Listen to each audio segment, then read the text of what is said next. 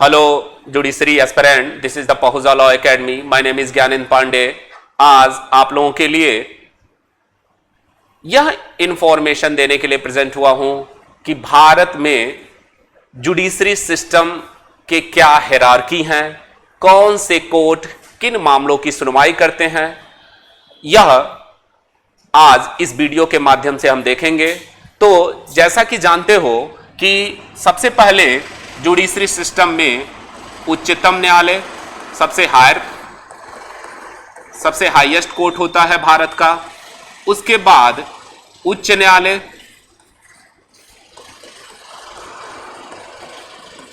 उच्च न्यायालय भारत में 25 हैं, आप जानते हो। उसके बाद अधीनस्थ न्यायालय आ जाते हैं। अधीनस्थ न्यायालय, इन दोनों के अधीनस्थ न्यायालय को हम खासकर जो आप जुडिशरी के अप्रोच से देखोगे तो तीन तरह के होंगे। एक होगा सिविल न्यायालय, दीवानी न्यायालय, एक होगा आपराधिक न्यायालय,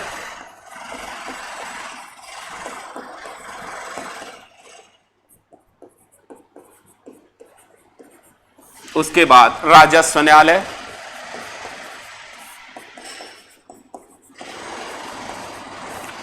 अब ये जो सिविल न्यायालय हैं वह सिविल कोड आप सीपीसी से गवर्न होंगे, आपराधिक न्यायालय सीआरपीसी से गवर्न होंगे और राजस्व न्यायालय भू राजस्व संहिता से गवर्न होते हैं, जो आपके जुडिशरी में पूछे जाते हैं।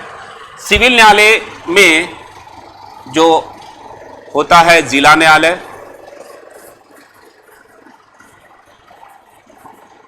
इसी के समकक्ष होता है अपर जिला न्यायालय,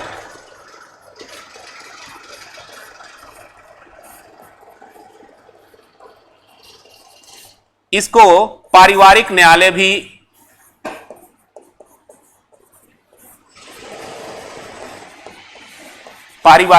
भी है। ये कहीं अगर फैमिली कोर्ट इस्टेब्लिश्ड है तो जो जिला न्यायालय या अपर जिला न्यायालय हैं, एडीजे रैंक के लोग हैं, वही पारिवारिक न्यायालय के पीठासीन अधिकारी होते हैं। और अगर किसी स्थान पे या किसी जिले में जिला कोर्ट नहीं, पारिवारिक कोर्ट नहीं बना है तो यह पारिवारिक मामलों का यही सिविल कोर्ट, सिविल जो जिला न्यायालय है या अपर जिला न्यायालय है, उसकी सुनवाई करते हैं। तो अब इसके बाद आते हैं सिविल जज सीनियर डिवीजन, सिविल जज सीनियर डिवीजन, और उसके बाद आते हैं सिविल जज जूनियर डिवीजन, और इसी के समकक्ष होता है लघु बाद न्यायालय। यह सिविल मामलों के कोर्ट हैं। सिविल मामले आप जानते हो, वह मामले जिसमें धन को लेकर विवाद हो, किसी ऋण को लेकर विवाद हो, किसी पद को लेकर विवाद हो, भूमि के स्वामित्व को लेकर विवाद हो, ओनरशिप को लेकर विवाद हो, तो वह विवाद का जो निपटारा करता है वह सिविल कोर्ट करता है।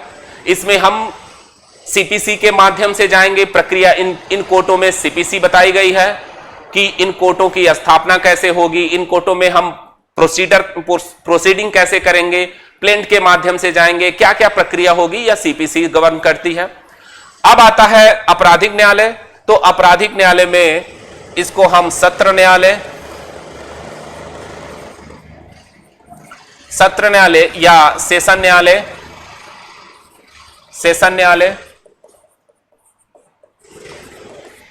इसके नीचे अपर सत्र न्यायालय, फिर इनके नीचे होता है सहायक सत्र न्यायालय, उसके बाद आता है मुख्य न्यायिक मजिस्ट्रेट,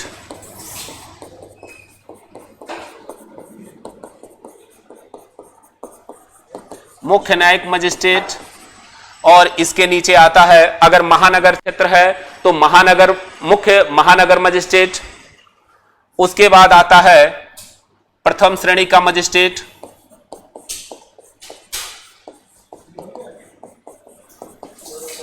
और इसके नीचे आता है द्वितीय श्रेणी का मजिस्ट्रेट। तो यह आपराधिक कोर्ट है। इनका स्थापना कैसे होगा, इनमें प्रक्रिया कैसे चलेगी, यह जो है सीआरपीसी बताएगी और इनका जो है प्रक्रिया सीपीसी बताएगी। इसमें जो कोर्ट है, इनका जो जुरिडिक्शन है वह दंड के आधार पे, कौन सा अपराध कितने के दंड से दंडित किया गया है उनके आधार पर इनके जो है क्षेत्राधिकार निर्धारित किए गए हैं कि सेशन कोर्ट में किस मामलों का विचारण होगा या सहायक सेशन न्यायालय में किस मामलों का विचारण होगा, मुख्य न्यायिक मजिस्ट्रेट किन मामलों का विचारण करेगा, प्रथम श्रेणी का मजिस्ट्रेट किन मामलों का विचारण करेगा, उनका कितना पावर होगा। यह सारी चीजें सीआरपीसी के प्रथम अनुसूची में दी गई हैं। प्रथम अनुसूची जब देखोगे तो उसमें बताया गया है कि अपराध का नाम, दंड, वह अपराध जमानती है कि गैर जमानती है, संज्ञेय है कि गैर असंज्ञेय है, और इसका इन मामलों का विचारण कौन सा कोर्ट करेगा। तो वहां से इनका हम सक्षमता निर्धारित करते हैं कि कौन सा कोर्ट किन मामलों का विचारण करेगा। यह सीआरपीसी दी गई है। और फिर राजस्व न्यायालय आ जाता है, जो भू राजस्व संहिता यह बताती है कि अगर कृषि भूमि के संबंध में कोई विवाद हो, उस भूमि के सीमाओं को लेकर विवाद हो, उसके सीमाओं में अगर कोई परिवर्तन किया, भूमि पर कोई कब्जा कर लिया, राजस्व आप नहीं दे रहे हो, तो उसके संबंध में जो विचारण होगा वह राजस्व न्यायालय करेगा। और इसमें जो कोर्ट होगा वह राजस्व बोर्ड होता है। राजस्व बोर्ड सबसे हायर का कोर्ट होता है। उसके बाद आता है आयुक्त कमिश्नर का कोर्ट आएगा। उसके बाद कलेक्टर का कोर्ट आएगा। यानी जो कलेक्टर होगा, कलेक्टर और डीएम में अंतर है। जैसा कि आप जानते हो, जब वही व्यक्ति जब प्रशासनिक काम को करता है तो वह डीएम कहलाता है, डिस्ट्रिक्ट मजिस्ट्रेट कहलाता है। और जब वही व्यक्ति रेवेन्यू का काम करता है, रेवेन्यू मैटर का निपटारा करता है, सुनवाई करता है, तो वह कलेक्टर कहलाता है। जैसे कंफ्यूजन आप होते हैं कि सत्र न्यायालय और जिला न्यायालय में क्या अंतर है। व्यक्ति एक ही है, लेकिन जब वह व्यक्ति सिविल मामलों की सुनवाई करेगा तो वह जिला न्यायालय कहलाएगा, और जब वही व्यक्ति आपराधिक मामलों की सुनवाई करेगा, मृत्यु आजीवन कारावास और 10 साल से ऊपर के कारावास की सुनवाई करेगा, तो वह जो है सेशन कोर्ट या सत्र न्यायालय कहलाता है। व्यक्ति एक ही है और उसके कार्य के आधार पर उसके नाम चेंज हो जाते हैं। तो उसी तरीके से कलेक्टर भी राजस्व का कोर्ट है, राजस्व मामले की सुनवाई करता है, और जब वह प्रशासनिक मामले को देखता है तो सीआरपीसी से गवर्न होता है और उसको डीएम कहा जाता है। तो कलेक्टर होगा, और कलेक्टर के बाद सहायक कलेक्टर के बाद आता है आपका तहसीलदार, कानगो। तो ये सारे जो है तहसीलदार के पद तक ही राजस्व कोर्ट माने जाते हैं। बाकी वह राजस्व न्यायालय न होके राजस्व अधिकारी होते हैं। लेखपाल राजस्व न्यायालय नहीं है, राजस्व अधिकारी है। तो इसको भू राजस्व संहिता में बताया गया है कि राजस्व न्यायालय के अंतर्गत कौन कौन से व्यक्ति आते हैं न्यायालय के तौर पे, जो मामले की सुनवाई करते हैं। तो पूरे भारत में जो लॉ के पर्पज से जो हमारा सिलेबस है, उस पर्पज से इन्हीं कोर्टों के बारे में हमें पढ़ना होता है। यह देखना होता है कि सिविल मामलों की प्रक्रिया कैसे होगी, किस कोर्ट में हम अपना परिवाद दाखिल करेंगे, उसके लिए उसका क्षेत्राधिकार क्या होगा। वह क्षेत्राधिकार लोकल जुरिडिक्शन का हो सकता है, या पिक्यूनियर जुरिडिक्शन का हो सकता है, या सब्जेक्ट मैटर का हो सकता है। जैसे पारिवारिक मामले, अगर विवाह विच्छेद उत्तराधिकार का मामला हो तो हम पारिवारिक कोर्ट में ले जाएंगे, और पारिवारिक कोर्ट में जो पीठासीन अधिकारी होता है वह जिला न्यायालय होता है या अपर जिला न्यायालय होता है, तो हम उसी के वहां अपने मैटर को ले जाएंगे। या सीपीसी में बताया गया है।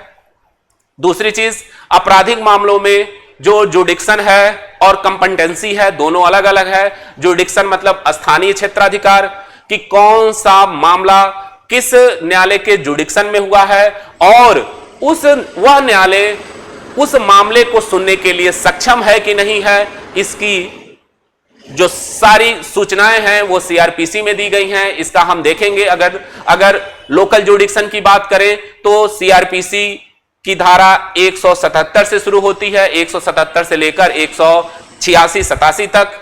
उसमें स्थानीय क्षेत्राधिकार के बारे में बताया गया है। और अगर इनकी सक्षमता देखनी है तो हमें प्रथम अनुसूची देखनी पड़ती है कि कौन सा कोर्ट किस मामले की सुनवाई करेगा। यह सारी प्रक्रिया दी गई है। अगर बताया गया है कि अगर स्थानीय अधिकारिता का वायलेशन हुआ और कोई कोर्ट जिसके स्थानीय जुडिक्शन में कोई मामला नहीं था लेकिन उस मामले को टेकअप कर लिया, सुनवाई कर लिया, तो क्या प्रक्रिया होगी, उसकी कार्रवाई का क्या प्रोसीजर उसका होगा, कार्रवाई पर क्या प्रभाव पड़ेगी, यह जो है सीआरपीसी की धारा 460 में बताया गया है। तो इसको आप देखोगे। और राजस्व कोर्ट, जब यानी आप यूपी का एग्जाम मेंस का लिख रहे हो तो उस पर भू राजस्व संहिता से क्वेश्चन बनते हैं। उत्तराखंड का एग्जाम दे रहे हो मेंस का तो वहां भी जमींदारी उन्मूलन एवं भूमि सुधार अधिनियम है, उससे यह कोर्ट गवर्न होगा। और अगर आप एमपी का एग्जाम दे रहे हो तो एमपी में भी भू राजस्व संहिता है। हर स्टेट का भू राजस्व संहिता अलग अलग है और लेकिन यह कोर्ट थोड़े बहुत अंतर के साथ हर स्टेट में यही रहते हैं। तो यह जो है राजस्व बोर्ड सबसे हायर बोर्ड होता है, उसका न्यायालय होता है। और उसके बाद आयुक्त का, कमिश्नर का, फिर कलेक्टर का, फिर सहायक कलेक्टर का और उसके बाद तहसीलदार, कानगो, यह सब इसके अंतर्गत आते हैं। तो इसी इंफॉर्मेशन को देने के लिए मैं आज प्रेजेंट हुआ था। यह इंफॉर्मेशन कैसा लगा कमेंट करके बताएं। धन्यवाद।